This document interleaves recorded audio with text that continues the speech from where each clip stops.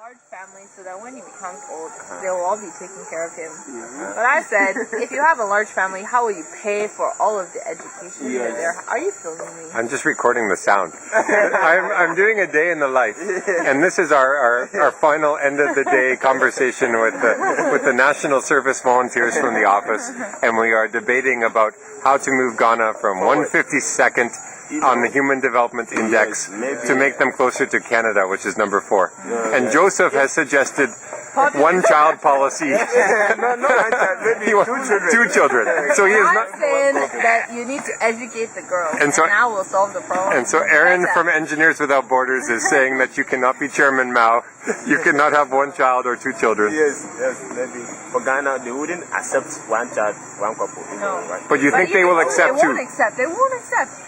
I'm telling you, these village people, I used to stay with them, they won't accept it. But they don't understand, like, to have a child is to incur expenses, right?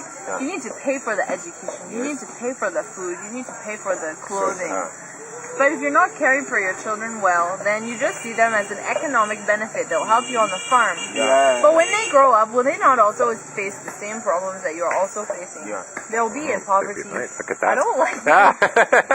They'll Keep be going. in poverty, they'll be farming, they'll be farmers, but they won't be doing well. They're not having enough education to do well. You need to train. This is AAB.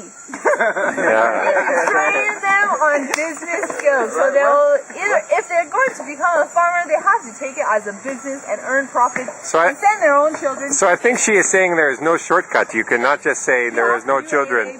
You must show people. But is it going to be under MOFA? I think there should be an agent or some to limit the children. Yeah, we're also looking at exploring that option.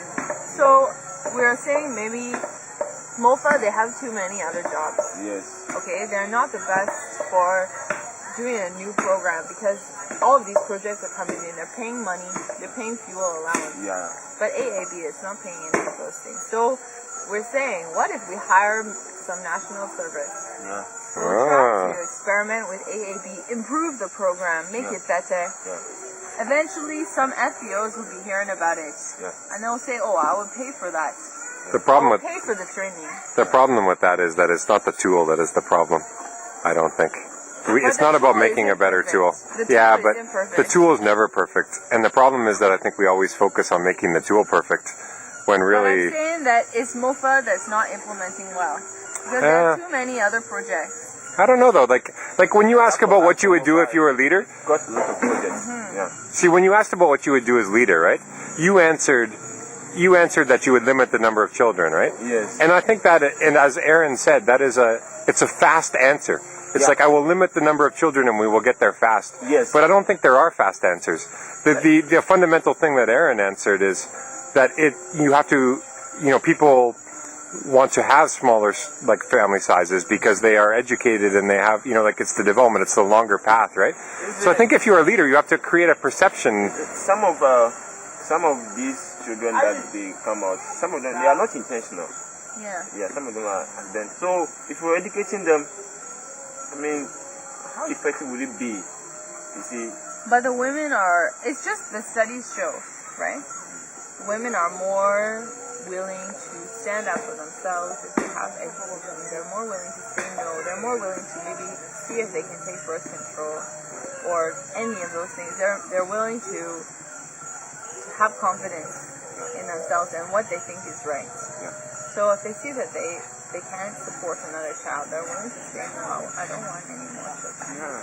And if a woman doesn't have education, they're just relying on the husband. They do whatever the husband says, which is very common in the village. Very common. Then the husband will just always be on them.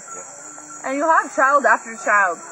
All the time. Children falling out. Just like that. You see, so if supposing I become a president and I be a dictator. A dictator. That's not the whole time. I already said Ghana is a very democratic country.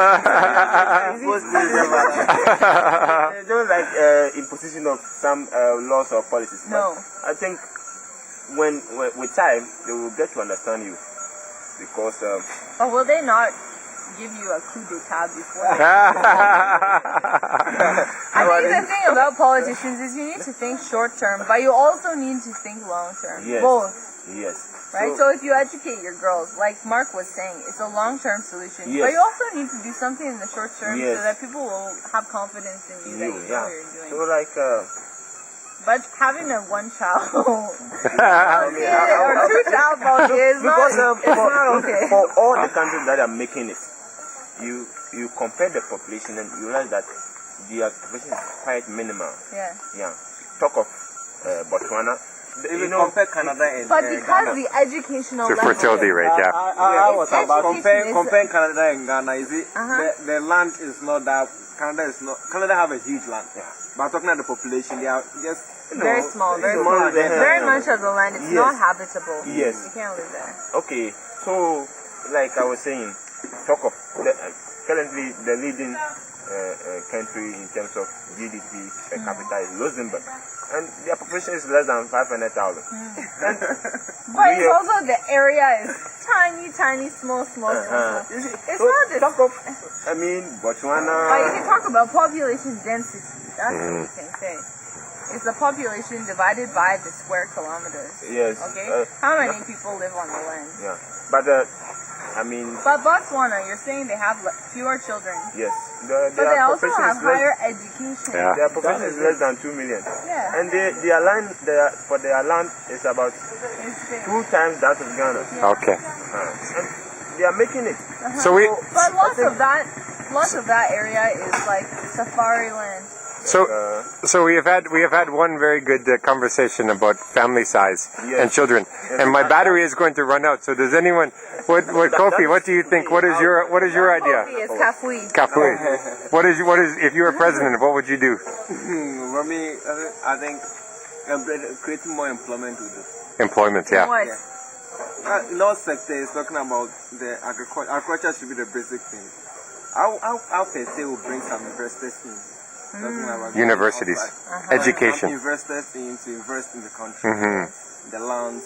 So I think employment, creating such employment will help the country. Excellent. Yeah, and I think if you ask for me, if I was leader, I would say that as leader, you never have as much power as people think. You know, like it's very rare that you are Chairman Mao and you can have one child policy. And even if you can, it's probably not a good idea.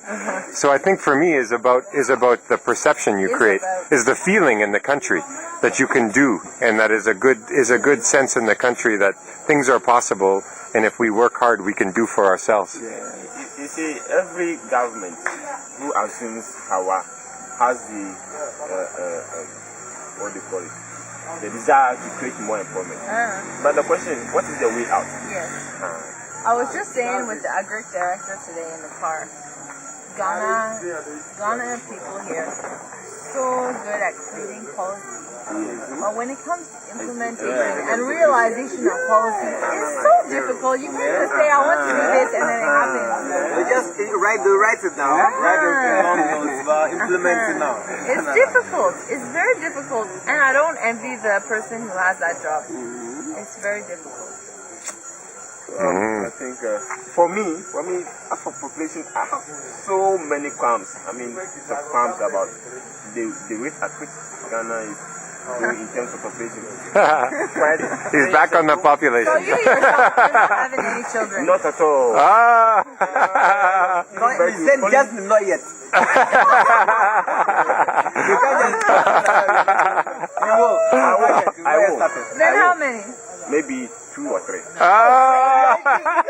Your census. what about this? What about Okay. Only allowed to. what about Okay, we have another idea. we have the large population, Yeah. and then the education level is increased. Yes. You see, most of the people are educated.